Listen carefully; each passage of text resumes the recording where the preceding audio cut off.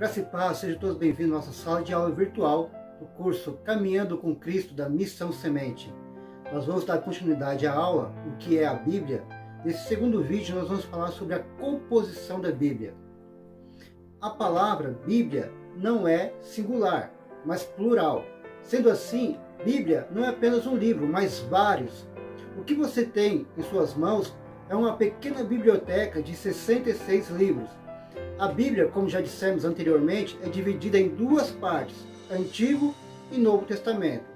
Testamento é uma definição cristã e não judaica. Significa aliança ou pacto. Geralmente, dividimos essas categorias de livros dessa forma: 5 partes do Antigo Testamento e 5 partes do Novo Testamento. Lembrando que estamos falando da Bíblia protestante evangélica. Como já vimos na aula anterior, a Bíblia católica tem 7 livros a mais que são apócrifos. E a Bíblia judaica, que é chamada de Tanar, não tem o Novo Testamento, só o Antigo Testamento, e é dividido em 3 partes. Bom, primeiro vamos começar essa divisão pelo Antigo Testamento. O Antigo Testamento abreviado é AT maiúsculo. E começamos com o Pentateuco, 5 livros de Moisés, como você pode ver aí na imagem. Nós temos essa biblioteca com todos os livros da Bíblia. Então nós temos Gênesis, Êxodo, Levítico, Números e Deuteronômio. Depois nós temos os livros históricos, que são 12 livros. Nós começamos com o livro de Josué, Juízes, Ruth, 1º e 2º Samuel, 1º e 2º Reis, 1º e 2º Crônicas. Depois nós temos Esdras, Neemias e Esther. Acompanhado também dos poéticos, que são 5 livros, onde nós temos Jó, Salmo, Provérbio, Eclesiastes e Cantares. Depois nós temos os profetas maiores, que são 5 livros. Eles são maiores não em importância, mas em extensão, porque são livros mais longos. Que começa com Isaías, Jeremias, Lamentações de Jeremias, Ezequiel e Daniel. E por último nós temos os profetas menores, que são Oséias, Joel, Amós, Obadias, Jonas, Miqueias, Naum, Abacuque, Sofonias, Ageu, Zacarias e Malaquias. Então o Antigo Testamento é dividido em 5 partes: Pentateuco, históricos, poéticos, profetas maiores e profetas menores. Então nós começamos o Novo Testamento com o Evangelho, que significa boas novas. É um único evangelho, mas apresentado por 4 evangelistas diferentes.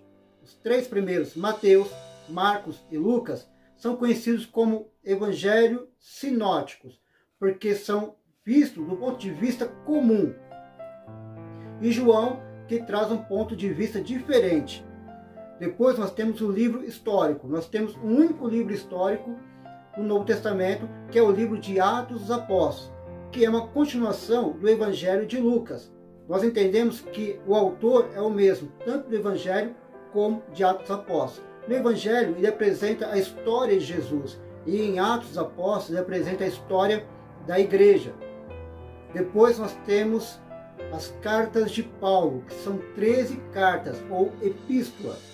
Essas 13 cartas podem ser divididas em 3 partes. A primeira parte são as cartas que Paulo escreveu em viagem, que é Romanos, 1º e 2º Coríntios, Gálatas e 1º e 2º Tessalonicenses.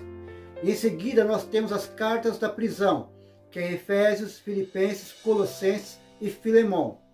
Depois as cartas pastorais, 1ª e 2ª Timóteo e Tito.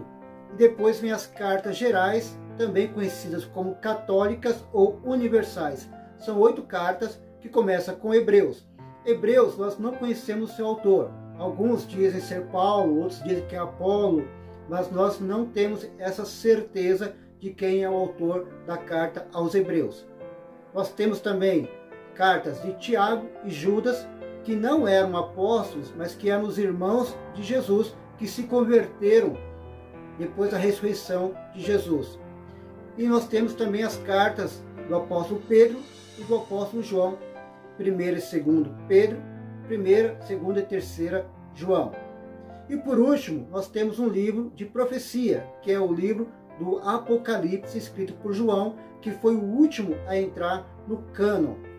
Vale ressaltar aqui alguns pontos importantes. Primeiro, os autógrafos da Bíblia, ou os originais, em hebraico, aramaico e grego, não existem mais. O que nós temos são cópias das cópias que foram reproduzidas e traduzidas através dos séculos até chegar a essa tradução que nós temos em mãos. Esse trabalho foi feito com muito cuidado e temor por muitos escribas que entendiam claramente que não era um escrito qualquer, mas a palavra do Eterno, e também pela ação do Espírito Santo em preservá-la.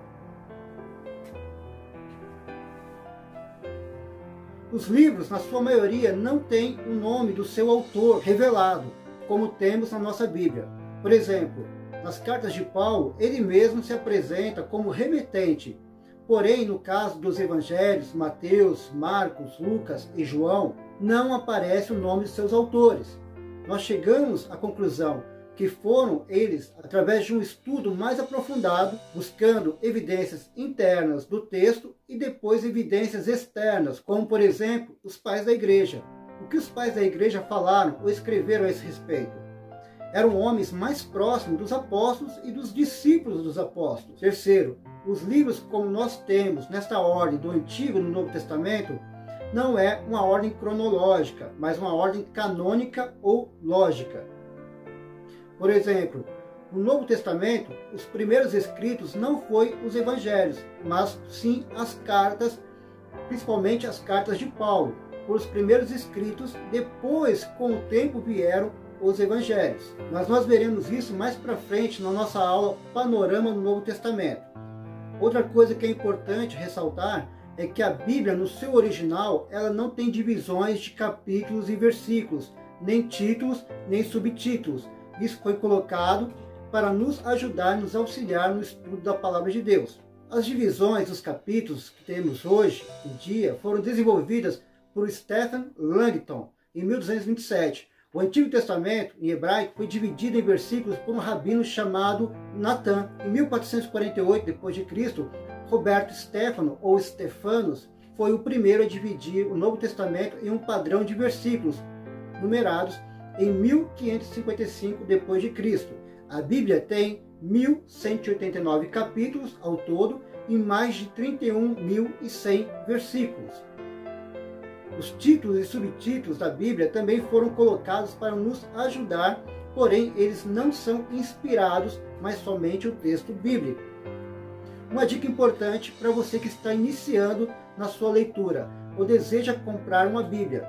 Peça ajuda para o seu pastor, ou líder, ou professor de escola bíblica sobre qual tradução comprar. Nós temos em língua portuguesa uma vasta gama de traduções e versões da Bíblia, desde as mais clássicas, equivalência formal, as mais contemporâneas, equivalência dinâmica. O que eu recomendo? Eu recomendo comprar uma Bíblia de culto, que é aquela Bíblia para leitura em conjunto na igreja, e uma Bíblia de linguagem mais fácil de entender, como por exemplo a Bíblia Viva, para a leitura do dia a dia. Veja as diferenças. Eu vou colocar aí dois textos para vocês, de Colossenses capítulo 2, versículo 6 e versículo 7. A primeira tradução que nós vamos usar é ACF, Almeida Corrigida Fiel. Diz assim a palavra de Deus: Como, pois, recebeste o Senhor Jesus Cristo, assim também andai nele, arraigados e solidificados nele, e confirmados na fé, assim como fostes ensinado, nela abundando em ação de graças. Agora vamos ver a Bíblia Viva. A Bíblia Viva ela não é uma tradução, ela é uma paráfrase. Imagina que uma pessoa está lendo a Bíblia para você nas suas próprias palavras. Então é uma tradução mais fácil de entender. Por isso é uma tradução que você pode ler em casa. Não serve para levar para o culto. E diz assim o mesmo versículo de Colossenses capítulo 2, versículos 6 e 7. E agora, assim como vocês confiaram em Cristo como Salvador, confiem nele também para os problemas de cada dia. Vivam em união vital com ele. Deixem que as raízes de vocês se aprofundem nele e extraiam dele a nutrição. Cuidem de continuar a crescer no Senhor e tornem-se fortes e vigorosos na verdade. e que a vida de vocês transborde em alegria e gratidão por tudo quanto ele tem feito. Próxima dica: aprenda a usar o índice da sua Bíblia. Por exemplo, se o pastor, na hora do culto, ele pede para você abrir a Bíblia no livro de Amós, capítulo 3, versículo 7, vai no índice. A Bíblia, como qualquer outro livro, tem um índice que tem relacionado todos os livros que ela contém. Então, no índice, você vai procurar o livro Amós.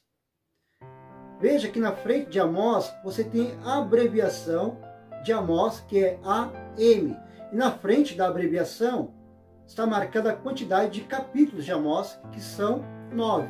Na frente ali do capítulo, você vai encontrar o número da página onde começa o livro de Amós.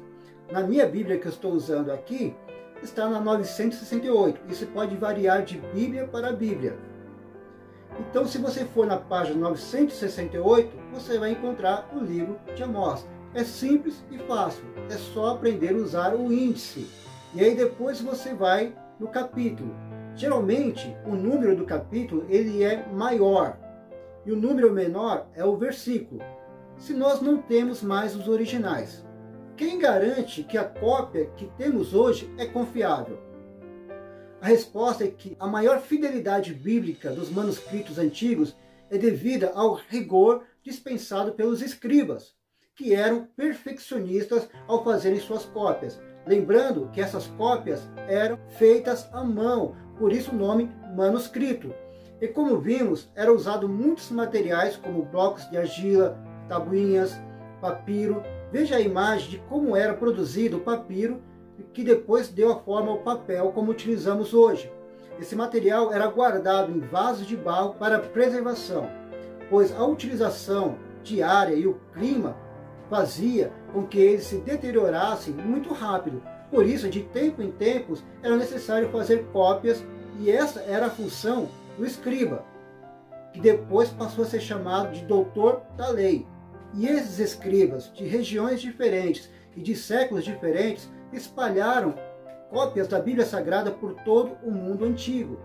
Muitas cópias dos livros da Bíblia ficaram perdidas durante séculos, mas foram encontradas posteriormente por arqueólogos e também por pessoas comuns, como no caso dos manuscritos encontrados em 1947, nas grutas de Khirbet Qumran, próximos ao Mar Morto, por um pastor de ovelhas. Essa foi uma das grandes descobertas arqueológicas.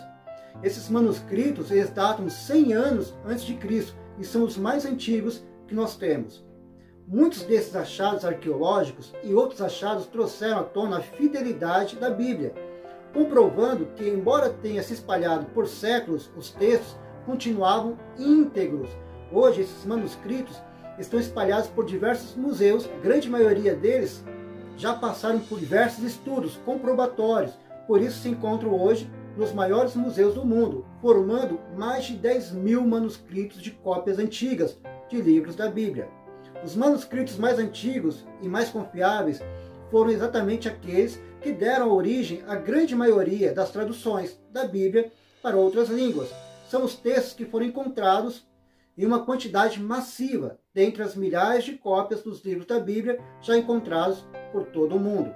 Esses textos são divididos em dois grupos, assim como a Bíblia é dividida em dois testamentos, escritos em épocas diferentes e em línguas diferentes, mas que compõem os dois testamentos da Bíblia. São chamados de textos massoréticos para os textos do Antigo Testamento escrito em hebraico e os textos receptos para os textos do Novo Testamento escrito em grego. Os dois textos juntos compõem a Bíblia que temos hoje, em português, traduzida através da fonte mais fiel do Novo e Antigo Testamento, uma vez que João Ferreira de Almeida usou esses respectivos textos para produzir a Bíblia Sagrada. E graças ao trabalho desses arqueólogos e graças ao trabalho desses homens que têm traduzido a Bíblia e que têm feito essa pesquisa, nós temos uma variedade de traduções hoje em português.